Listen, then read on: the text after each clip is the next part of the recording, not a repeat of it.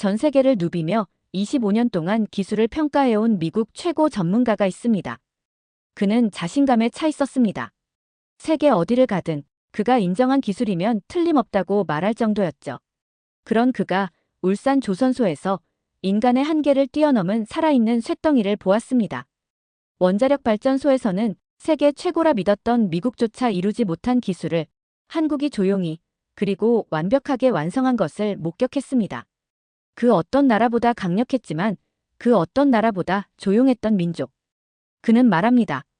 진짜 강국은 떠들지 않습니다. 그들은 조용히 그러나 확실하게 세계를 바꿉니다.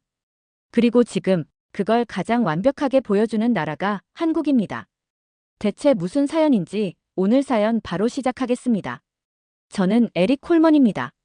미국 미시간주 출신으로 25년 동안 에너지 분야를 누비며 살아온 기술자죠. 제 명함에는 글로벌 테크놀로지 컨설턴트라고 쓰여 있지만 사실 저는 기술 심판관에 가까웠어요. 어디를 가든 에릭, 자네 의견이 듣고 싶어라는 말을 들었고 그것이 제게 큰 자부심을 안겨주었습니다. 한국이란 나라도 물론 알고 있었죠.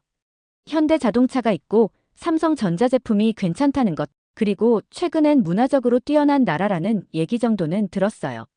하지만 솔직히 말하자면 한국을 미국이나 독일, 일본 같은 진짜 기술국과는 비교조차 하지 않았습니다. 그저 가격 대비 괜찮은 나라 하지만 결국은 대체제라고 속으로 단정지었던 거죠. 그래서였을까요? 울산에서 열리는 조선 에너지 국제 컨퍼런스 초대장을 받았을 때 사실 조금 비웃었어요. 한국 조선소? 뭐 얼마나 대단하겠어. 솔직히 출장 핑계 삼아 새로운 음식이나 먹고 오자는 생각이었죠. 비행기 안에서도 가볍게 비웃었어요. 창밖으로 펼쳐진 푸른 하늘을 보면서 아무리 열심히 해도 한국은 한국이지라고 중얼거렸죠. 미국이나 유럽의 기술적 우월성은 절대 넘을 수 없을 거라 굳게 믿었으니까요. 공항에 내리자 현지 직원이 반갑게 맞아주었죠. 어서 오십시오. 먼 길 오셨습니다. 담백한 환영 인사에 코웃음을 쳤습니다. 과연 얼마나 대단하길래 이렇게 격식을 차릴까? 컨퍼런스장은 예상보다 훨씬 컸습니다. 국제 행사답게 여러 나라 기술자들이 모여 있었죠. 근데 유독 눈에 띄는 건 한국 엔지니어들의 표정이었어요. 시종일관 진지하고 자신감이 넘치는데 거만함은 전혀 없었습니다. 그게 이상했어요.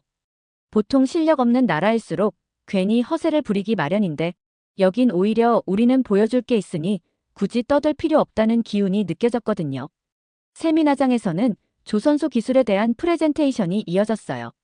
처음에는 대충 듣다가 슬쩍 노트북을 닫아버렸죠. 저런 데이터야 어디든 가져올 수 있지.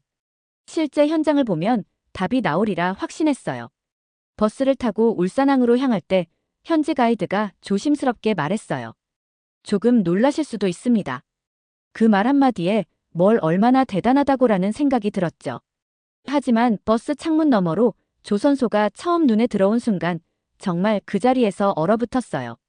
끝도 없이 이어지는 거대한 선박들, 초대형 크레인들이 하늘을 가로지르고 수천 명의 기술자들이 기계처럼 정확하게 움직이는 장면. 그저 공장을 예상했을 뿐인데 제 눈앞에 펼쳐진 광경은 완전히 다른 세계였어요. 현지 담당자가 다가와 차분하게 설명했죠. 저기 보이는 건 30만 톤급 초대형 유조선입니다. 현재 진수 작업 중입니다. 30만 톤? 순간 헛웃음이 나왔어요. 미국에서도 보기 힘든 초대형 선박이 여기서는 마치 플라스틱 장난감 다루듯 제작되고 있었으니까요. 견학 코스를 따라 들어간 내부는 더 충격적이었어요. 수백 명의 용접공들이 1mm 오차도 없이 거대한 철판을 붙이고 있었고 모든 공정이 실시간으로 중앙통제실과 연결되어 있었죠. 0.01mm 오차도 용납되지 않습니다. 가이드가 덧붙인 말에 저는 깜짝 놀랐어요. 0.01mm라니. 이건 선박이 아니라 거의 우주선을 만드는 수준이었습니다. 손에 쥔 메모장은 어느새 땀에 젖어 있었죠. 일부러 까칠한 질문을 던져봤어요. 이 정도 규모에서 어떻게 품질 관리를 합니까? 오차가 나도 모를 텐데요. 가이드는 조용히 미소 지으며 답했어요. 우리는 하루에 수백 번 정밀 계측을 합니다. AI가 실시간으로 모니터링하고 이상 징후가 있으면 즉시 멈춥니다. 그 말투는 거만하지 않았어요. 그저 당연한 걸 말하는 태도였죠. 그 순간 깨달았습니다. 이 사람들은 자랑하지 않는다. 그냥 해낸다. 특히 한 장면이 뇌리에 깊게 박혔어요. 4만 톤짜리 모듈을 선박 위에 얹는 작업이었습니다. 제조 과정 중 가장 긴장감이 넘치는 순간이었죠. 조선소 전체가 숨을 죽인 듯 조용했어요. 그리고 마치 거대한 심장처럼 모듈이 천천히 한치의 오차도 없이 선박에 얹혀졌습니다. 성공입니다. 짧게 전해진 무전 소리에 온몸에 소름이 돋았어요. 이건 단순한 제조 과정이 아니라 예술에 가까웠습니다. 철의 발레라고나 할까요? 수천 톤의 무게가 마치 깃털처럼 정확하게 움직이는 모습은 그 어떤 공연보다도 압도적이었어요. 돌아오는 길, 버스 안에서 저는 조용히 창밖을 바라봤어요. 한국이 조선 세계 1위라길래 어쩌다 얻은 운이라고 생각했는데 이건 운이 아니었구나. 울산항을 떠나면서 가이드가 마지막으로 이렇게 말했습니다. 한국 조선소의 자랑은 건조 속도나 가격이 아닙니다. 오차 없는 품질입니다. 그때 처음으로 인정했어요. 그래, 이건 세계 최고다. 그리고 또 한 번 놀랐습니다. 그들은 여전히 그 엄청난 성취를 자랑하지 않고 있다는 사실에요. 그날 밤 쉽게 잠들지 못했어요. 울산 조선소에서 본 광경이 머릿속을 떠나지 않았으니까요. 수백 미터 길이의 쇳덩이를 마치 종이접기 하듯 다루던 그 모습, 0.01mm 오차를 집요하게 추적하던 사람들. 하지만 한편으로는 아직 약간의 반항심도 남아있었어요. 그래, 조선은 잘하는 거 알겠어. 하지만 원자력은 다르지. 원자력 분야는 미국, 프랑스, 일본처럼 진짜 기술 강국들이 오랜 시간 지배해온 영역이었으니까요. 한국은 수준은 꽤 괜찮겠지만 결국은 뒤따라오는 입장이겠지라고 생각했던 거죠. 다음 날 아침, 한국 중부에 위치한 대형 원자력 발전소를 향했어요. 버스는 1시간 남짓 달려 발전소 정문에 도착했습니다. 경비는 삼엄했어요. 중무장한 보안 요원들이 출입을 통제하고 있었고 기자재 반입 하나에도 수십 단계 검사를 거쳤죠. 안내를 맡은 한국인 엔지니어가 다가와 조용히 말했어요. 오늘은 APR-1400 모델을 직접 보시게 됩니다. APR-1400. 미국에서도 이름은 들은 적이 있었어요. 한국형 차세대 원전이라고 나름 주목받았던 걸로 기억했죠. 처음 안내받은 곳은 원전 통합 관제실이었어요. 벽면을 가득 메운 모니터, 눈부신 조명 아래에서 분 단위로 데이터를 관리하는 한국인 오퍼레이터들. 거기까지는 괜찮았어요. 미국이나 유럽 관제실과 비슷했으니까요. 하지만 진짜 충격은 그 다음이었습니다. 관제 책임자가 차분히 설명했어요. APR-1400은 미국, 유럽 기준보다 엄격한 내진 설계를 갖추고 있습니다. 9.0 규모 지진에도 무너지지 않습니다. 순간 귀를 의심했어요. 9.0? 미국 원전 기준도 7.5 정도면 충분하다고 보는데 이 나라 사람들은 9.0을 기준으로 잡는다고요? 또한 정전이 발생해도 72시간 이상 원자로를 안정화할 수 있는 독립전력 시스템을 갖추고 있습니다. 후쿠시마 원전 사고 때 일본이 무너진 핵심 이유가 바로 정전 대비 부족이었죠. 그걸 한국은 이미 대비하고 있었던 겁니다. 더 놀라운 건 그들의 태도였어요. 자체 설계부터 건설, 운영까지 모두 한국 기술로 완성했습니다. 이 프로젝트는 미국, 프랑스 전문가들도 인정하고 있습니다. 라고 말하는 담담한 어조. 자랑은커녕 오히려 당연한 일을 설명하는 듯한 말투였죠. 현장 투어는 계속됐어요. 발전소 구조물마다 오차를 기록한 데이터가 붙어 있었고 모든 설비가 실시간으로 점검되는 시스템이 구축되어 있었습니다. 이거 미국보다 낫잖아. 무심코 혼잣말이 튀어나왔어요. 옆에 있던 한국 엔지니어는 조용히 웃었죠. 미국 기준은 참고만 했습니다. 우리는 더 높은 목표를 세웠거든요. 그 담백한 미소와 말 한마디에 제 자존심이 무너지는 걸 느꼈어요. 이건 단순히 잘 만든 원전이 아니었어요. 이건 미래 원전의 표준이었죠. 그것도 소문이 아닌 현실로 내 눈앞에 존재하고 있었어요. 버스가 서울로 돌아가는 고속도로에 접어들었을 무렵 가이드는 조심스럽게 말을 꺼냈어요. 잠시 시간이 되신다면 반도체 라인도 보실 수 있습니다. 최근에 새로 완공된 최첨단 생산 시설입니다. 처음에는 망설였어요. 이미 조선과 원자력에서 혼이 빠질 만큼 충격을 받았는데 반도체까지 본다면 제 멘탈이 버틸 수 있을까 싶었거든요. 하지만 동시에 기술자로서의 본능이 저를 자극했죠. 한국의 반도체는 어느 정도인지 직접 확인하고 싶었어요. 서울에 도착하자마자 반도체 생산 시설로 향했습니다. 도착한 곳은 상상 이상으로 거대했어요. 수천 명의 직원이 움직이는 복합단지였고 건물 외벽마저 미래도시처럼 반짝였죠. 문득 식은땀이 흘렀어요. 보안 검색을 통과하고 하얀 방진복으로 무장한 후 1나노미터 공정을 담당하는 클린룸으로 입장했습니다. 공기 중 먼지 한 알조차 허락되지 않는 완벽한 공간, 미세한 떨림조차 자동으로 감지해 조정하는 초정밀 시스템, 그리고 눈에 보이지도 않는 나노 세계를 실시간으로 조율하는 로봇들. 여기는 인간의 손길이 아니라 완벽하게 통제된 지능과 기술이 지배하는 곳이었어요. 담당 엔지니어가 조용히 설명했죠. 이곳은 1나노 이하 공정까지 구현할 수 있는 설비입니다. 세계 최초, 세계 유일 수준입니다. 순간 고개를 갸웃했어요. 1나노 이하라니. 그건 아직 실현이 불가능하다고 알고 있었는데요. 담당자는 조용히 웃으며 답했습니다. 우리는 가능성이 아니라 현실을 만듭니다. 그 짧은 한마디가 제 심장을 깊숙이 후벼 팠어요. 생산라인 곳곳에는 수율 99.999%라는 표지가 붙어 있었죠. 우리가 연구소에서나 겨우 가능하다고 여겼던 기술을 한국은 이미 대량 생산 단계로 끌어올리고 있었습니다. 도대체 어떻게 이런 수준에 도달한 건가요? 호기심을 감추지 못하고 물었어요. 담당자는 잠시 생각에 잠기더니 대답했죠. 실패를 두려워하지 않는 문화가 있어서죠. 우리는 늘 그럴 리 없다고 말하는 사람들 앞에서 그럴 수 있다를 증명해 왔습니다. 그 말에 깊은 울림이 있었어요. 한국이란 나라는 기술을 만드는 게 아니라 불가능을 가능으로 바꾸는 정신 자체를 지니고 있었던 거죠. 견학이 끝난 후 한 구석에서 홀로 서서 생산라인을 내려다봤습니다. 조선에서는 쇳덩이에 숨결을 불어넣었고 원자력에서는 불가능을 안전으로 바꿨으며 이제는 보이지도 않는 세계를 지배하고 있다. 반도체 생산라인 투어가 끝난 후 특별히 부탁해서 한 곳을 더 볼 수 있었어요. 바로 클린룸 자동 모니터링 센터였죠.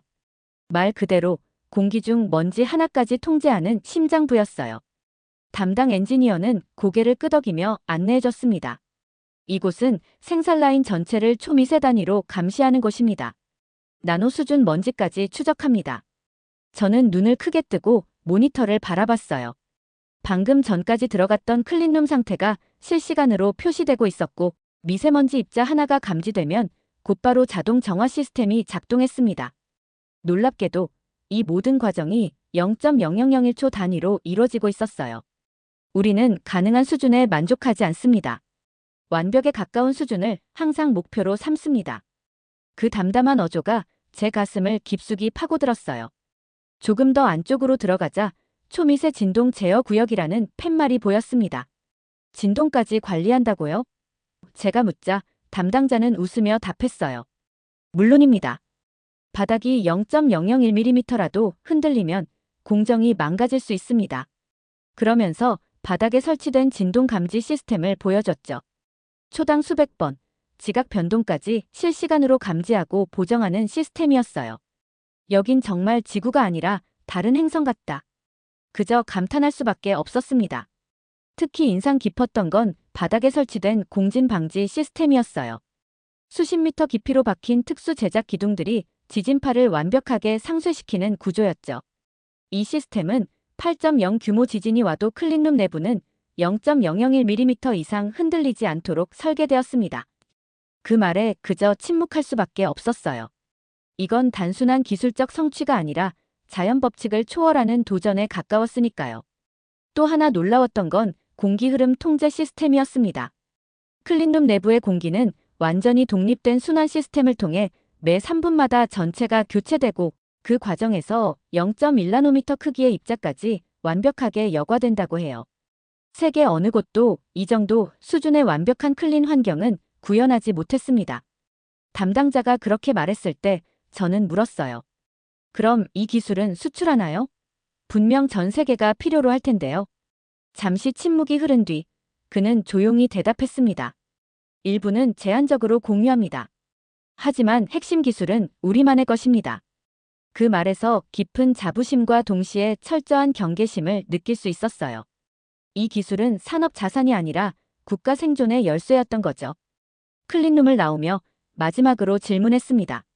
왜 이렇게까지 철저하게 관리하는 겁니까? 이 정도면 이미 충분하지 않나요?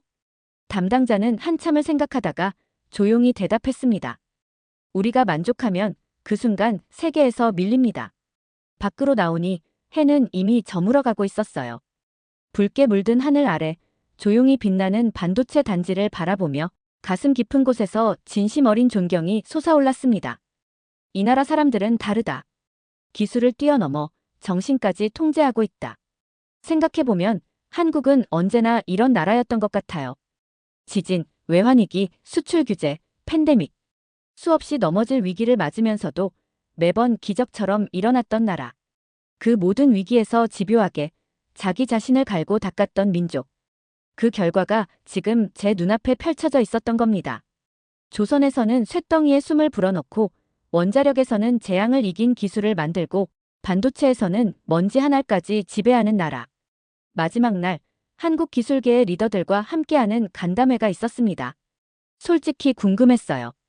대체 저 겸손함은 어디서 나오는 걸까? 간담회장은 생각보다 소박했습니다. 화려한 장식도 없고 고급 음식도 없었어요. 책상 위에는 물과 다과 몇 가지뿐. 대신 모두의 표정에는 진지함이 가득했죠. 첫 번째로 발표를 맡은 한국 엔지니어가 단상에 올랐어요. 그는 세계 최고 수준의 조선 기술을 설명했죠. 담담하게, 구체적으로 사실만을 이야기했어요. 과장도, 미화도, 불필요한 수식어도 없었습니다. 저는 질문을 던졌어요. 이렇게까지 대단한 성취를 이룬 걸 왜 더 적극적으로 알리지 않습니까? 전 세계가 알게 된다면 훨씬 더 큰 평가를 받을 텐데요. 잠시 정적이 흘렀어요. 그러다 한 중견 엔지니어가 조심스럽게 답했습니다. 저희는 결과로 이야기하는 것을 더 중요하게 생각합니다. 그리고 또 다른 이가 덧붙였죠. 겸손하지 않으면 결국 방심하게 됩니다. 우리는 과거에 그런 실수로 고통을 겪은 적이 있습니다. 그 짧은 대답 속에 수백 년, 아니 수천 년 역사의 무게가 느껴졌어요. 가볍게 승리에 취하지 않고 오히려 성취를 발판 삼아 다시 자신을 갈아버리는 나라. 이 나라 사람들은 기술을 만든 게 아니다.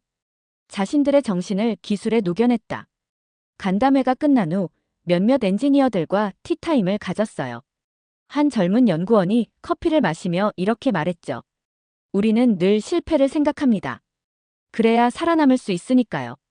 그 말이 왜 그렇게 깊게 와닿았을까요?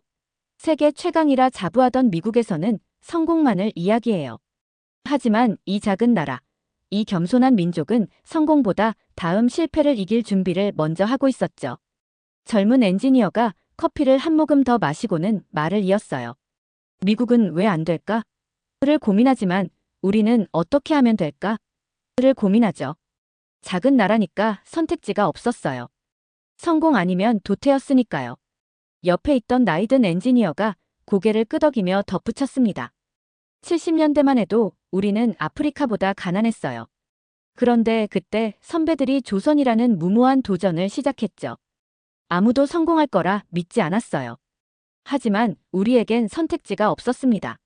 죽기 살기로 했고 결국 해냈어요.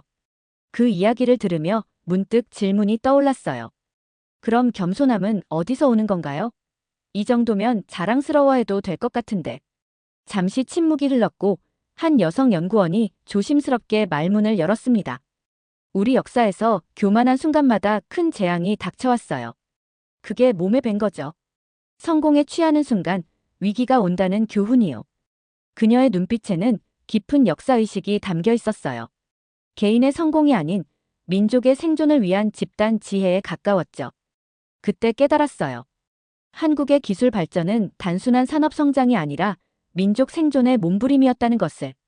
그리고 그 과정에서 자연스럽게 형성된 겸손함과 완벽주의는 선택이 아닌 필수였던 거죠. 호텔로 돌아오는 길, 깊은 생각에 잠겼어요. 지난 25년간 미국식 기술 개발과 자부심을 당연시해왔는데 불과 며칠 만에 모든 관점이 흔들리고 있었으니까요. 왜 미국은 한국의 이런 면을 보지 못했을까? 이제야 그 이유가 선명해졌어요. 미국의 기술 개발 방식은 화려함에 방점이 찍혀 있었죠. 보여주기 위한 기술, 마케팅을 위한 혁신, 주가를 올리기 위한 발표. 모든 과정이 외부 시선을 중심으로 돌아갔어요. 반면 한국의 기술은 완전히 달랐습니다. 겉보기엔 화려하지 않았지만 본질은 치밀했어요. 드러내기보다 숨기는 기술, 단발성 성과보다 지속 가능한 성장, 그리고 무엇보다 완벽함에 대한 집착이 있었죠. 호텔방에 들어와 노트북을 펼쳤어요. 울산 조선소와 원자력 발전소, 반도체 공장에서 촬영이 허용된 몇 장의 사진을 다시 살펴봤죠. 사진 속 한국 기술자들의 표정에서 공통점을 발견했어요. 그건 바로 비장함이었습니다. 마치 전쟁터에 나선 병사처럼 기술 개발을 생존의 문제로 받아들이는 태도였어요. 이게 차이구나. 우리에겐 취미였는데 한국에겐 생존이었어. 미국의 기술 개발은 종종 더 나은 삶이나 더 큰 이윤을 위한 수단이었지만 한국에겐 그것이 존재 유무를 결정하는 문제였던 거죠. 그리고 그 절박함이 만들어낸 상상 이상의 완벽주의가 지금의 한국을 있게 한 원동력이었어요. 문득 제 노트북을 보니 삼성이란 로고가 새겨져 있었어요. 미국에서 구입했을 때는 그저 괜찮은 가성비 제품이라고 생각했는데 이제는 다르게 보였죠. 이 작은 기계 속에 오늘 본 모든 집념과 기술이 응축되어 있다는 사실이 새삼 놀라웠어요. 마지막 밤, 호텔 창문을 열고 서울의 야경을 내려다봤어요. 반짝이는 불빛들, 질서정연하게 이어진 도로들, 그리고 그 속에서 여전히 불을 밝히고 있는 사무실들. 저 불빛 하나하나가 모여서 세계 최고의 기술을 만들어내는구나. 이제 저는 자신 있게 말할 수 있었어요. 미국은 여전히 강한 나라지만 한국은 조용한 괴물이 되어가고 있었죠. 세계가 주목하지 않는 사이 완벽하게 기술의 정상에 올라선 나라. 그것도 단 한 번의 자랑도 없이요. 특히 인상 깊었던 건 한국의 기술적 자립도였어요. 미국이나 유럽 기업들은 종종 글로벌 협업이란 미명하에 핵심 기술을 외부에 의존하곤 했죠. 하지만 한국은 달랐어요. 핵심 부품부터 시스템 설계, 그리고 제조 기술까지 모든 영역에서 독자적인 역량을 갖추고 있었습니다. 더 놀라운 건 이들이 새로운 분야에 진출하는 속도였어요. 조선, 원자력, 반도체에서 확인한 성공 방정식을 이제는 배터리, 바이오, 우주 산업으로 확장하고 있었죠. 그것도 세계 어느 나라보다 빠른 속도로요. 이 나라가 앞으로 5년, 10년 후엔 어디까지 갈까? 상상만으로도 소름이 돋았어요. 세계 최고 수준을 넘어 아예 새로운 기준을 만들어낼 가능성이 있었으니까요. 호텔 창가에 서서 마지막으로 서울을 바라보며 깊은 존경심이 일었어요. 한국인들은 참 특별한 민족이었죠. 수천 년의 역사 속에서 끊임없이 침략당하고 때론 국가마저 잃었지만 결코 그들의 정체성과 집념은 사라지지 않았어요. 오히려 역경이 그들을 단련시켰고 지금의 조용한 강국으로 만들어냈죠. 공항에 도착해 체크인을 하면서 주변의 한국인들을 새삼 다른 시선으로 바라봤어요. 평범해 보이는 이 사람들이 세계 최고의 기술을 만들어내는 주역들이었죠. 출국장을 향해 걸으며 저를 담당하던 가이드와 마지막 대화를 나누었어요. 한국에서 짧은 시간 동안 정말 놀라운 경험을 했습니다. 그는 미소를 지으며 대답했어요. 어떤 게 가장 기억에 남으세요? 저는 솔직하게 말했습니다. 제 생각이 완전히 바뀌었어요. 이전에는 한국 기술을 과소평가했는데 이제는 깊은 존경심을 갖게 됐습니다. 그의 표정에 잠시 당혹감이 스쳤고 곧 겸손한 미소가 돌아왔어요. 과찬이십니다. 저희는 아직 배울 게 많습니다. 여기서도 또다시 느꼈죠. 한국인들의 그 진심 어린 겸손함을요. 그건 꾸민 것이 아니라 그들의 DNA에 새겨진 정신이었어요. 마지막으로 한 가지 여쭤봐도 될까요? 어떻게 이런 성취를 이루고도 이렇게 겸손할 수 있는 건가요? 그는 잠시 생각에 잠기더니 조용히 대답했어요. 우리는 인생에서 두 번의 큰 좌절을 겪었습니다. 식민지배와 전쟁이죠. 그 과정에서 모든 것을 잃었어요. 그래서 지금의 성취가 영원하지 않다는 걸 몸으로 알고 있습니다. 오늘의 성공에 취하면 내일은 다시 무너질 수 있어요. 그래서 항상 위기의식을 갖고 살아가는 거죠. 그 말이 제 가슴을 찔렀어요.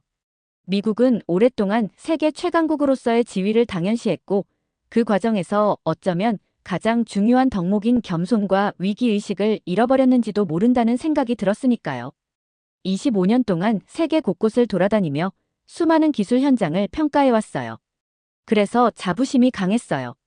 내가 보는 눈은 틀리지 않는다. 내 경험은 세계 표준이다. 라고 믿었으니까요. 하지만 지금 이 조용한 나라 앞에서 그 모든 자만이 산산조각 났어요. 처음 한국에 올 때만 해도 이 나라를 가볍게 생각했죠. 하지만 불과 며칠 만에 제 생각은 완전히 바뀌었습니다. 쇳덩이에 생명을 불어넣은 조선소, 재앙을 이긴 원자력 기술, 보이지 않는 세계를 지배하는 반도체 공장, 그리고 겸손함이라는 최강 무기를 지닌 민족. 가장 무서운 건 이들이 이 모든 걸 당연한 일처럼 여긴다는 사실이었어요. 우리는 특별하지 않습니다. 아직 멀었습니다. 그들은 그렇게 말했지만 제가 본 한국은 이미 인간 기술의 한계를 넘어선 수준이었습니다. 비행기 안에서 창밖의 구름을 바라보며 생각했어요. 나는 지금까지 대체 뭘 보고 살아온 걸까? 수치심이 몰려왔습니다. 전문가를 자처하면서 진짜 실력을 무시했던 겁니다. 숫자만 보고 보고서만 읽고 겉모습만 보고 진짜 본질을 보지 못했어요. 특히 조선소에서 모듈을 얹던 순간이 떠올랐습니다. 수천 톤짜리 구조물이 단 한 치의 오차도 없이 맞아떨어지던 그 장면. 거대한 쇳덩이가 살아 움직이듯 자연스러웠던 광경. 그 순간만으로도 이 나라 기술의 깊이를 증명하고도 남았는데 저는 가격이 싸서 경쟁력이 있겠지라는 편견을 가지고 있었던 거죠. 원자력 발전소에서 본 9.0 규모 지진에도 견디는 설계, 72시간 독립 전력 시스템. 후쿠시마 사고 이후 전 세계가 원전 기술에 회의적인 시선을 보낼 때 한국은 묵묵히 기준을 올리고 기술을 다듬고 세계를 상대로 계약을 따냈습니다. 그것도 미국보다, 일본보다 더 안전한 모델로요. 이제는 더 이상 부정할 수 없었어요. 한국은 운으로 이룬 나라가 아니었습니다. 실력으로, 집념으로, 정신으로 만든 나라였어요. 비행기가 태평양을 가로지르는 동안 노트북을 펼쳐 방문 보고서를 작성하기 시작했어요. 첫 줄부터 솔직하게 썼습니다. 한국은 이미 미래에 도착해 있다. 보고서에는 제가 본 모든 것을 담았어요. 조선소의 초정밀 제조 기술, 원자력 발전소의 혁신적 안전 시스템, 반도체 공장의 나노 기술. 하지만 무엇보다 중요한 건 그 모든 기술을 가능케 한 한국인의 정신에 대한 부분이었죠. 한국의 진정한 경쟁력은 눈에 보이는 기술이 아니라 눈에 보이지 않는 집념과 겸손, 그리고 완벽에 대한 집착에서 나온다. 미국의 동료들이 이 보고서를 읽으면 어떤 반응을 보일지 궁금했어요. 아마 절반은 믿지 않을 테고 절반은 충격을 받겠죠. 하지만 그건 중요하지 않았어요. 세계는 변하고 있다. 과거의 질서는 무너지고 새로운 강국이 조용히 부상하고 있다. 그리고 그 중심에 한국이 있다. 마지막으로 한국에서 본 모든 사람들, 그들의 진지한 눈빛과 묵직한 책임감, 그리고 무엇보다 겸손함에 감사를 전하고 싶었어요. 이제 저는 자신 있게 말할 수 있습니다. 불가능을 해내고도 자랑하지 않는 나라. 그게 바로 한국이다. 한국에 대한 저의 시선은 이제 완전히 바뀌었습니다. 그들은 더 이상 따라오는 나라가 아니라 이끄는 나라였어요. 그것도 소리 없이 조용히 하지만 가장 확실하게 세계의 미래를 이끄는 나라였습니다.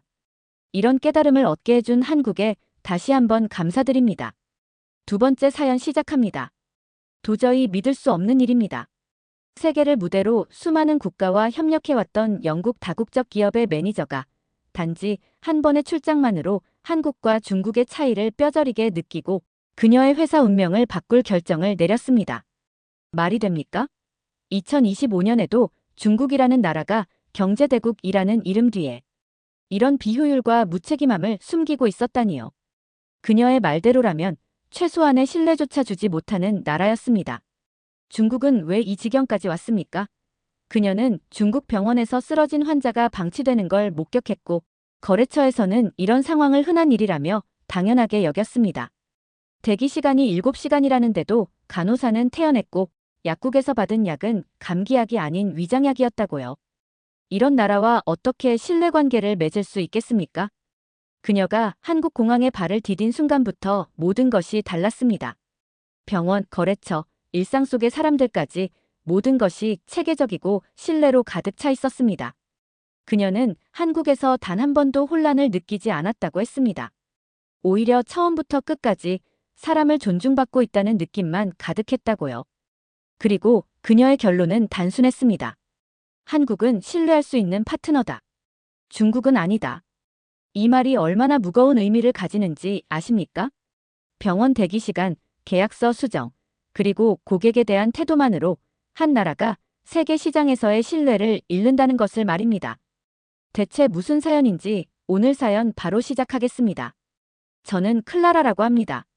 영국 런던에 있는 다국적 기업에서 근무하고 있어요. 제 직급은 꽤 높은 편이고 이번에 맡은 프로젝트도 회사에서 매우 중요한 글로벌 협력 프로젝트였죠. 저희 회사는 이번 계약을 통해 아시아 시장에 본격적으로 진출할 발판을 마련할 수 있었습니다. 그런데 한 가지 중요한 선택의 기로에 놓여 있었습니다. 협력 국가를 중국과 한국 중 하나로 결정해야 했거든요. 솔직히 말씀드리면 저는 처음부터 중국 쪽에 더 기대를 걸고 있었습니다. 한국보다 시장 규모가 훨씬 크고 제시한 조건도 매력적이었거든요. 특히 비용이 한국보다 상당히 저렴했기 때문에 회사 입장에서는 비용 절감이라는 중요한 요소를 고려할 때 중국이 더 유리해 보였습니다. 중국은 인구가 많고 경제 규모가 크다 보니 아시아 전역에서 막대한 영향력을 발휘할 수 있을 거라고 생각했어요. 반면 한국은 상대적으로 작은 나라라는 인상밖에 없었죠.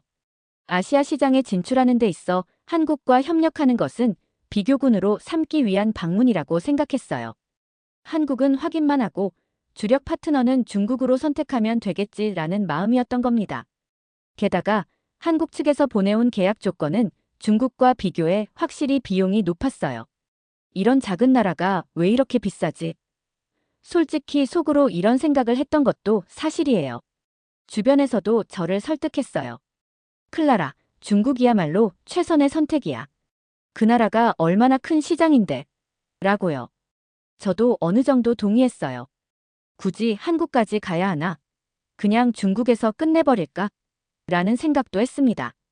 하지만 한국이란 나라의 영향력이 국제적으로 점차 높아지고 있다는 보고서를 보고 두 나라를 직접 확인해보고 비교하는 게 맞겠다고 결론을 내렸어요. 회사 입장에서 최종 결정을 하기 위해선 제 눈으로 직접 보는 게 중요하니까요. 출장 일정은 이렇게 잡혔습니다. 먼저 중국을 방문하고 그 다음에 한국으로 가는 여정이었어요. 중국에서 더 많은 기대를 하고 있었기 때문에 일정도 길게 잡았습니다. 한국은 그냥 간단히 체크만 하고 금방 돌아올 생각이었죠. 출발하기 전까지도 저는 중국이 얼마나 강력한 파트너가 될 수 있을지에 대한 기대감으로 가득 차 있었어요. 런던에 있을 때부터 동료들이 중국과의 협력 사례를 많이 이야기했거든요. 게다가 중국 측에서 보낸 프레젠테이션 자료는 정말 화려했어요. 큰 건물, 성공 사례, 그리고 중국과의 협력이 성공으로 가는 지름길이라는 메시지가 반복되었죠. 한국은 비교적 조용했습니다. 제가 요청한 자료만 깔끔하게 정리해서 보냈는데 어쩐지 그 깔끔함이 조금 밋밋하게 느껴졌습니다. 중국에 도착했을 때 첫 인상은 정말 대단했어요. 공항에 내리자마자 보이는 거대한 시설과 분주히 움직이는 사람들, 그리고 도시로 이동하며 본 상하이의 고층 빌딩들은 그야말로 경제 대국다운 위용을 자랑하고 있었습니다. 역시 중국이야. 저는 속으로 이렇게 생각했어요. 특히 밤이 되자 반짝이는 불빛과 화려한 거리 풍경은 정말 매력적이었죠. 이 나라와의 협력이 성공적이라면 우리 회사의 미래도 밝겠다는 기대감이 한껏 커졌습니다. 하지만 본격적인 일정을 시작하면서부터 조금씩 불편한 부분이 눈에 들어오기 시작했어요. 첫날 미팅은 오후 2시로 잡혀 있었지만 중국 측 담당자는 약속 시간보다 1시간을 늦게 도착했습니다. 그동안 저는 회의실에서 어색한 침묵 속에 기다릴 수밖에 없었죠. 문제는 늦게 도착한 그들이 아무런 사과도 하지 않았다는 거예요. 영국에서 업무를 하며 여러 나라와 거래를 해봤지만 이런 태도는 정말 낯설었습니다. 회의가 시작된 후에도 문제는 계속됐어요. 중국 측에서 준비한 프레젠테이션 자료는 겉으로는 화려했지만 내용을 살펴보니 허점이 많았습니다. 특히 계약서 초안을 검토하다가 정말 이해할 수 없는 실수를 발견했죠. 숫자와 문구가 서로 다르게 적혀 있었고 몇 가지는 아예 빠져 있었습니다. 여기 숫자랑 문장이 다릅니다. 이건 어떻게 된 거죠? 제가 이렇게 묻자 담당자는 무심하게 웃으며 이렇게 말했어요. 작은 실수니까 신경 쓰지 마세요. 그 말에 저는 할 말을 잃었어요. 계약서에서 숫자와 문구가 어긋난 게 작은 실수라니 이런 태도로 대규모 협력이 가능할지 심각하게 의문이 들었습니다. 그런데 그뿐만이 아니었어요. 회의 중간에 그들은 제가 질문한 내용을 이해하지 못하고 동문서답을 하거나 다른 직원에게 책임을 떠넘기기까지 했습니다. 제가 조금 더 구체적인 설명을 요청하자 마치 그건 제 잘못인 것처럼 눈치를 주더군요. 그날 저녁 저는 숙소로 돌아와 계속 고민에 빠졌어요. 첫날부터 이런 혼란과 비효율성을 경험했는데 앞으로 남은 일정 동안 이들이 신뢰를 회복할 수 있을지 자신이 없었습니다. 게다가 다음날 중요한 계약 조건에 대해 논의할 예정이었지만 솔직히 이들의 준비 상태를 믿을 수 없었어요. 물론 호텔에서도 불편함은 이어졌습니다. 호텔은 겉으로는 고급스럽지만 방 내부 난방이 제대로 작동하지 않아 저는 추위 속에서 잠을 설쳤어요. 컨디션도 나빠지고 있었지만 작은 문제니까 괜찮다는 태도가 자꾸 떠올라 기분이 더 불편했습니다. 어느 날 아침 저는 몸이 이상하다는 걸 느꼈습니다. 밤새 한기가 들더니 기침이 점점 심해졌어요. 몸은 무겁고 머리는 깨질 듯이 아팠죠. 처음엔 대수롭지 않게 넘기려고 했어요. 그래도 중요한 미팅이 있었으니까요. 중국 측 협력사와의 계약 논의가 있는 날이라 최대한 평소처럼 보이려고 했습니다. 하지만 회의가 시작되고 한참 동안 자료를 보던 중 갑자기 머리가 어지러지해지면서 기침이 멈추질 않았어요. 물을 마셔도 소용이 없었습니다. 그때 중국 측 담당자가 제 상태를 보더니 말했어요. 괜찮으세요? 병원에 가보는 게 좋겠어요. 당연히 그 말을 따랐습니다. 다음 날 아침 일찍 병원에 발을 들이자마자 저는 혼란스러움을 느꼈습니다. 대기실은 환자들로 발 디딜 틈조차 없었고 모든 것이 혼잡했어요. 사람들이 소리치며 대기표를 뽑으려고 줄을 서 있었고 바닥에는 링거를 맞으며 누워있는 환자들이 곳곳에 보였습니다. 저는 순간 당황했어요. 병원이 아니라 재난구호소에 온 듯한 느낌이었죠. 간호사를 찾아가 제 상태를 설명했지만 그녀는 제 얼굴을 한번 쓱 훑어보더니 마치 아무 일도 아니라는 듯 대답했어요. 오늘은 환자가 많아서 꽤 기다리셔야 할 겁니다. 저는 그녀의 말을 믿을 수 없었습니다. 하지만 어쩔 수 없이 대기표를 받았죠. 그런데 대기표를 보니 예상 대기 시간이 7시간이라고 적혀 있더군요. 7시간이라니요. 그 순간 저는 도저히 믿기지 않았어요. 대기실의 풍경은 더 충격적이었습니다. 의자는 이미 꽉 차 있었고 많은 환자들이 바닥에 주저앉아 링거를 맞고 있었어요. 어떤 환자는 기침을 하며 복도에 누워 있었는데 아무도 그를 신경 쓰지 않았습니다. 간호사들은 계속해서 분주하게 움직였지만 정작 환자들에게는 제대로 된 관심을 주지 않았어요. 시간이 갈수록 제 상태는 점점 더 나빠졌습니다. 열이 심해지면서 땀이 비오듯 흐르고 기침은 멈출 줄 몰랐어요. 하지만 기다릴 수밖에 없었어요. 간호사에게 다시 물어봤죠. 혹시 급한 환자는 먼저 볼 수 있는 시스템이 없나요? 그녀는 귀찮다는 듯 고개를 저으며 말했습니다. 모두 급한 환자입니다. 순서를 기다리세요. 저는 그 말을 듣고 할 말을 잃었어요. 결국 더 이상 버틸 수 없어 병원을 나왔습니다. 상태가 더 나빠졌음에도 도저히 그 혼란스러운 환경에서 계속 있을 자신이 없었어요. 근처 약국을 찾아가 약을 사려고 했지만 그마저도 쉽지 않았습니다. 약사는 제가 사려는 약이 무엇인지 제대로 설명하지 못했고 결국 약을 줬어요. 나중에야 그것이 위장약이라는 걸 알았죠. 그날 밤 저는 침대에 누워 결심했어요. 제 몸 상태가 조금이라도 나아지면 빨리 중국을 떠나야겠다는 생각뿐이었습니다. 상태가 점점 심각해지자 회사에서 추천해준 병원으로 방문하게 되었습니다. 전날 혼란스러운 병원 경험 때문에 기대는 전혀 하지 않았어요. 그래도 거래처에서 직접 우리 회사가 아는 병원으로 연결해 줄 테니 안심하세요라고 말해줘서 한가닥 희망을 품고 갔습니다. 이곳은 전날 방문했던 병원보다는 규모가 크고 깔끔해 보였어요. 그러나 그것도 잠시 병원 내부로 들어서는 순간 상황은 다시 제 기대를 완전히 뒤집어 버렸습니다. 우선 대기실은 환자들로 꽉 차 있었습니다. 의자에 앉을 자리조차 없어서 많은 사람들이 서 있거나 벽에 기대고 있었어요. 그런데 이 병원의 분위기는 어제와 또 다른 의미로 혼란스러웠어요. 환자들 사이에서 갑작스러운 언성이 오가더니 누군가 소리를 질렀습니다. 왜 나보다 늦게 온 사람이 먼저 진료를 보나요? 제 옆에 있던 한 중년 남자가 목청을 높이며 간호사를 몰아세우고 있었죠. 간호사는 아무런 감정도 없이 심드렁한 표정으로 이렇게 대답했어요. 특별 예약 환자입니다. 그 말이 끝나자 대기실 곳곳에서 환자들이 동조하듯 항의하기 시작했어요. 그 특별 예약 환자가 누구냐고요? 바로 저였습니다. 중국 거래처에서 저를 위해 특별히 연락해 진료를 빨리 받을 수 있도록 시간을 조정해줬다는 사실을 그제서야 알았어요. 이런 상황에서 제가 아무 말도 할 수 없다는 게 너무 민망하고 불편했어요. 사람들이 저를 쏘아보는 시선이 얼마나 날카롭던지 대기실에 앉아있는 내내 등줄기가 서늘했죠. 이런 상황을 미리 알려줬다면 차라리 평범하게 기다리는 게 나았을 겁니다. 그렇게 수많은 항해 속에서 간신히 진료실로 들어갔습니다.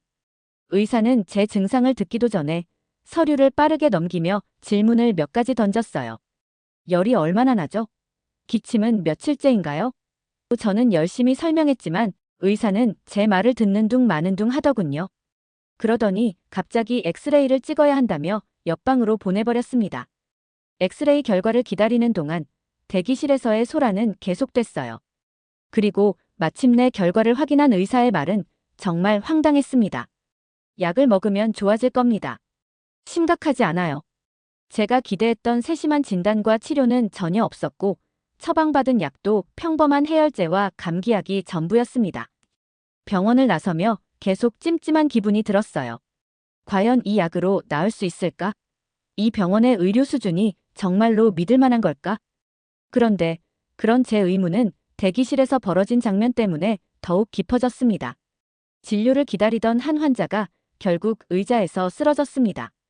이미 바닥에 쓰러진 환자는 움직이지 못했고 그의 보호자가 절규하며 간호사를 붙잡고 애원했어요. 제발 살려주세요. 조금만 도와주세요. 그러나 아무도 움직이지 않았습니다. 결국 보호자는 환자를 부축해 대기실을 나갔습니다. 저는 그 모습을 보고 경악할 수밖에 없었어요. 병원 밖으로 나와 거래처 담당자에게 이 상황을 이야기했습니다. 그들은 제가 충격을 받았을 거라며 오히려 이런 말을 했어요. 환자가 워낙 많아서 어쩔 수 없죠. 그래도 클라라 씨는 특별히 빠르게 진료받으셨잖아요. 이런 일은 잘 없는 거예요. 그 말을 듣는 순간 저는 더 이상 아무 말도 하고 싶지 않았습니다. 저를 위해 진료 시간을 조정해준 점은 고마웠지만 이게 자랑할 일일까요? 저는 오히려 분노가 치밀었어요. 그날 한 가지 결론에 도달했어요. 이 나라와의 협력이 비용 문제를 떠나 우리의 신뢰와 생존까지도 위협할 수 있겠구나. 중국 출장 내내 느꼈던 불신과 불편함은 이제 인상 문제가 아니라 저의 본능적인 경고로 바뀌고 있었습니다. 한국에 도착한 날, 저는 몸 상태가 여전히 좋지 않았습니다. 중국에서 처방받은 약을 꾸준히 먹었지만 열도 기침도 전혀 나아질 기미가 없었어요. 도착 후 바로 체온 검사를 했는데 QR코드 스캔으로 간단히 모든 절차를 끝낼 수 있더군요. 이게 끝인가 싶었어요. 공항 직원은 제 체온이 조금 높다고 하더니 저를 보며 부드럽게 미소를 지으며 말했습니다. 근처 병원에서 검사를 받아보시는 게 좋겠습니다. QR코드로 병원 예약이 가능합니다. 저는 놀라서 QR코드를 찍어봤습니다. 바로 병원 리스트가 뜨고 원하는 시간과 날짜를 선택할 수 있었어요. 그러나 당시 제 몸 상태는 병원을 바로 가지 않으면 안 될 정도였어요. QR코드로 가장 가까운 병원을 예약하고 곧바로 택시를 타고 병원으로 향했습니다. 병원에 도착하자마자 또 한 번 놀랐습니다. 병원 건물은 현대적이고 세련된 느낌이었고 내부는 어찌나 깨끗한지 발을 들이기가 조심스러울 정도였어요. 대기실도 차분했습니다. 환자들은 모두 질서정연하게 앉아 있었고 소란스러운 분위기라고는 전혀 없었어요. 간호사는 제 상태를 묻더니 미소를 띤 채 이렇게 말했습니다. 곧 진료받으실 거예요. 잠시만 기다려주세요. 그녀의 말투와 태도는 마치 저를 오래 알던 사람처럼 따뜻했습니다. 20분이 지나자 제 번호가 불렸고 의사와의 진료가 시작됐습니다. 의사는 먼저 저의 증상을 꼼꼼히 물어봤습니다. 열은 언제부터 나셨나요? 기침은 몇 시간 간격으로 나오시죠? 중국에서는 어떤 약을 처방받으셨나요? 그러면서도 제가 중국에서 겪은 의료 시스템에 대해 조심스럽게 질문했습니다. 그의 표정에서는 의아함이 비쳤어요.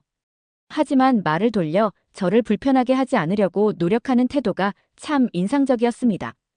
진료를 마친 뒤 의사는 바로 엑스레이와 혈액 검사를 진행하자고 했습니다. 이 모든 과정이 1시간도 걸리지 않았어요. 결과를 기다리는 동안 간호사가 힘드셨죠? 여기서 잠시 쉬세요. 라고 말했습니다. 제가 몸이 좋지 않아 보였는지 간호사가 스스로 이렇게 배려해 준 것이었어요. 작은 행동이었지만 저는 그 순간 너무나 위로를 받았습니다. 검사가 끝난 후 의사는 깊은 한숨을 내쉬며 심각한 표정으로 말했습니다. 이걸 어떻게 버텨오신 겁니까? 폐렴이 이미 상당히 진행된 상태입니다. 당장 입원해야 합니다. 그의 목소리는 단호했고 눈빛에는 긴장감이 서려 있었습니다. 이 상태로 더 버티셨다면 위험할 뻔했습니다. 지금 바로 입원 절차를 진행하겠습니다. 그는 제 상태를 구체적으로 설명하며 앞으로의 치료 과정과 주의사항을 하나하나 강조했습니다. 병실은 아늑하고 깔끔했으며 침대는 편안했어요. 간호사는 링거를 연결하면서 저에게 혹시 불편한 점이 있으면 바로 호출해주세요. 라고 말했습니다. 그날 공항에서부터 병원까지 이어진 한국의 첫 인상은 중국과의 비교를 넘어 이미 제 마음을 흔들어 놓고 있었습니다. 한국에서 몸을 추스르고 나자 이번 출장의 주요 일정인 거래처 미팅이 기다리고 있었습니다. 런던에서 출발할 때까지만 해도 한국에 큰 기대는 없었어요. 중국처럼 규모가 크지도 않고 조건도 상대적으로 비싸니 그냥 간단한 확인만 하고 지나가겠지. 이런 생각이었죠. 그러나 한국 병원에서 받은 첫 인상이 너무 강렬했던 탓일까요? 왠지 모르게 한국 측 거래처에 대한 호기심이 생기기 시작했습니다.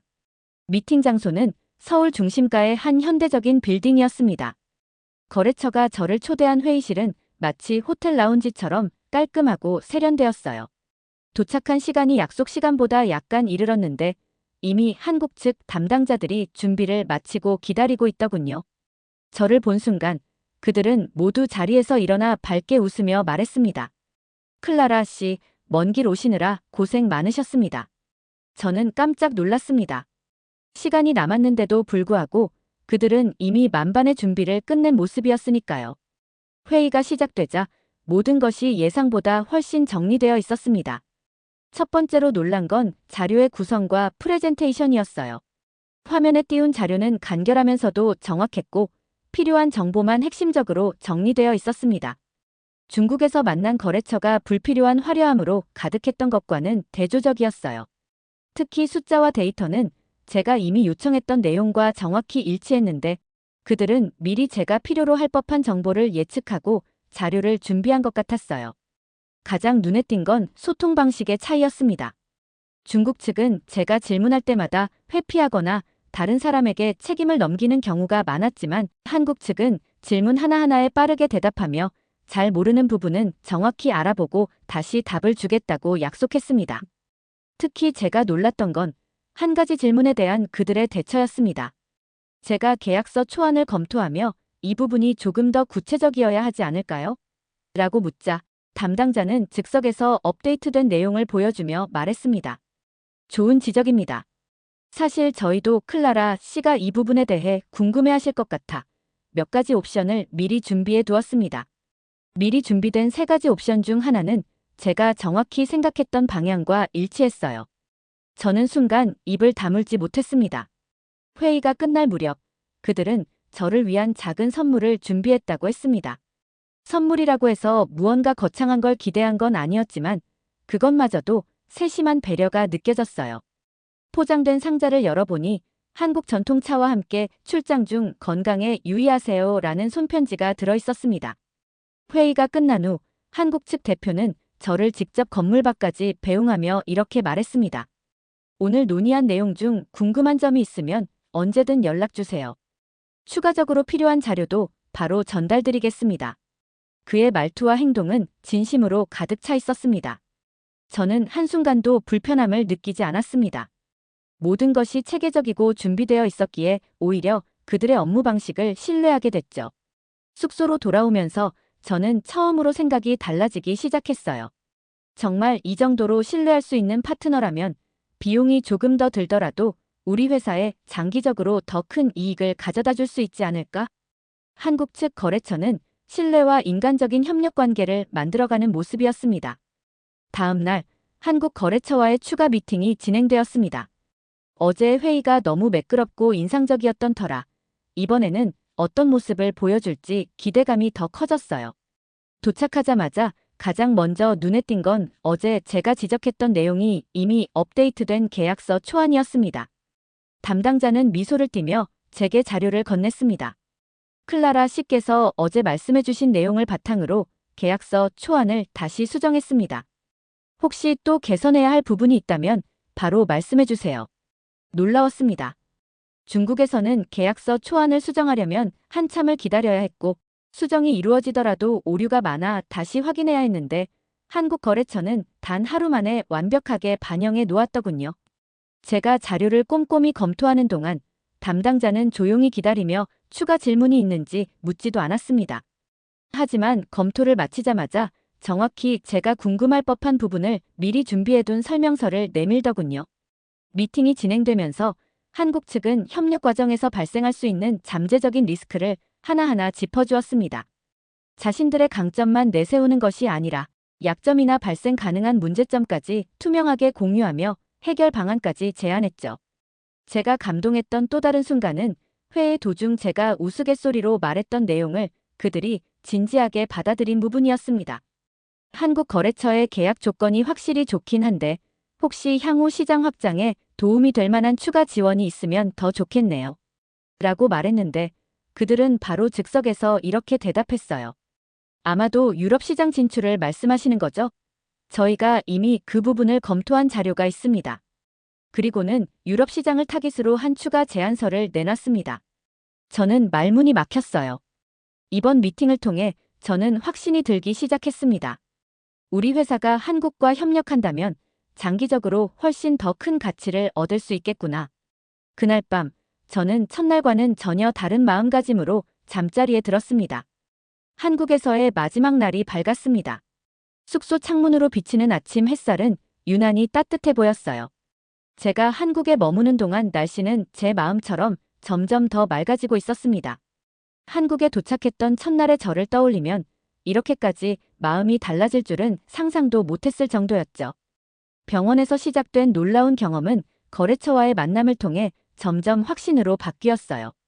한국은 단순히 병원이 잘 운영되고 약속 시간을 지키는 나라가 아니었습니다. 이곳은 신뢰와 효율성을 기반으로 사람을 존중하는 나라였습니다. 그런 점에서 한국과의 협력은 계약 이상의 가치를 가지고 있었습니다. 특히 한국 측 거래처와의 마지막 미팅에서 그들은 다시 한번 제 마음을 움직였어요. 제가 그동안 요청했던 모든 자료가 깔끔하게 정리된 보고서 형태로 준비되어 있었죠. 심지어 제가 제안하지도 않았던 추가 옵션까지도 세심하게 포함되어 있었습니다. 한 담당자는 자료를 건네며 이렇게 말했어요. 클라라 씨, 저희는 이번 협력이 단기적인 이익이 아니라 서로의 성장을 위한 장기적인 파트너십이라고 생각하고 있습니다. 그래서 클라라 씨의 입장에서 필요한 점들을 최대한 반영하려 노력했습니다. 그 말을 듣는 순간 저는 강한 신뢰가 생겼습니다. 저는 미팅 중간에 가벼운 질문을 하나 던졌습니다. 그럼 만약 저희가 요구사항을 조금 더 조정하면 어떻게 될까요? 그러자 그들은 당황하지 않고 즉각적인 대안을 제시하며 말했어요. 이미 그런 상황도 염두에 두고 시뮬레이션을 돌려보았습니다. 클라라 씨가 조금 더 유리하게 느끼실 수 있도록 이런 방식도 가능합니다. 중국 거래처와의 혼란스러운 대화가 떠올랐습니다. 그들은 매번 질문할 때마다 책임을 회피하거나 답을 얼버무리기 일쑤였죠. 하지만 한국 측은 하나의 질문에도 완벽한 답을 준비해 놓고 있었습니다. 미팅이 끝난 뒤 한국 측 대표는 저를 저녁 식사로 초대했습니다. 이번엔 한국 전통 문화와 역사를 느낄 수 있는 특별한 장소를 준비했다며요. 한 대표는 이렇게 말했습니다. 클라라 씨, 한국에서는 사람과의 관계를 굉장히 중요하게 생각합니다. 특히 비즈니스에서도 신뢰할 수 있는 동반자로 함께 가는 것이 중요하다고 믿습니다. 그 말을 들으니 제가 처음 한국에 도착했을 때의 저 자신이 떠올랐습니다. 그때 저는 한국을 과소평가했고 이 나라에서 크게 얻을 것이 없을 거라고 생각했죠. 그러나 지금의 저는 한국이 가진 가치를 누구보다 잘 알고 있었습니다. 그날 밤 저는 최종 보고서를 준비하기 위해 노트북을 열었습니다. 저희 회사는 다음 주에 아시아 협력 국가를 최종 결정해야 했습니다. 지금까지의 경험을 바탕으로 저는 명확한 결론에 도달할 수 있었어요. 보고서를 작성하며 저는 한 줄 한 줄에 확신을 담았습니다. 한국은 사람을 가장 소중히 여기고 신뢰를 기반으로 모든 일을 진행하는 나라였습니다. 저는 이번 출장에서 참 많은 것을 배웠습니다. 단순히 사업적인 선택을 넘어 협력 관계에서 무엇이 진정 중요한지를 깨닫게 되었어요. 이제 저는 회사로 돌아가 이 경험을 바탕으로 우리의 미래를 설계할 겁니다. 한국과 함께라면 우리는 더 크고 더 멀리 나아갈 수 있을 것이다. 제 확신을 회사에 전달하고 새로운 도전을 시작하려 합니다. 한국에서의 시간은 짧았지만 잊을 수 없는 깨달음과 새로운 길을 열어준 소중한 여정이었습니다. 오늘 사연이 재미있으셨다면 구독과 좋아요, 알림 설정까지 부탁드립니다. 더 재미있는 사연으로 돌아오겠습니다. 이상 감동탐험이었습니다.